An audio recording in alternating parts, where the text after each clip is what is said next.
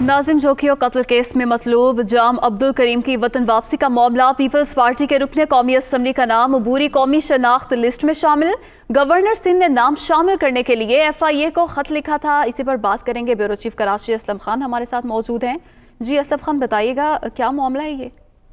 देखें, नाजिम जोखियो कत्ल केस में मफरूर और मतलूब मुलजिम हैं रुकने कौमी असम्बली पीपल्स पार्टी के जाम अब्दुल करीम। उन्हें वतन वापस आना है अदम एतमाद के हवाले से वोट डालने के लिए। इसी हवाले से जो गवर्नर सिंध इमरान इस्माइल हैं, उन्होंने FIA हुकाम को खत लिखा था कि इनका नाम कौमी शनाख्ती लिस्ट में शामिल किया जाए। ये मफरूर मुलजिम है और इनका नाम शामिल किया जाना चाहिए। FIA हुकाम से हमारी बात हुई तो उन्होंने इस बात की तस्दीक की कि जाम अब्दुल करीम का नाम कौमी शनाख्ती लिस्ट में शामिल है। और गवर्नर सिंध ने इस हवाले से खत भी लिखा था और जराए कहते हैं कि वफाकी हुकूमत की हिदायत पर FIA ने पीपल्स पार्टी के MNA का नाम शामिल किया है। जाम अब्दुल करीम ने सिंध हाई कोर्ट से हिफाजती जमानत ले रखी है और जाम अब्दुल करीम साहब ने अदम एतमाद तहरीक के लिए दुबई से इस्लामाबाद की सीट भी कंफर्म कराई हुई है। जी असलम खान, बहुत शुक्रिया, आपने तफसीलात से आगाह किया।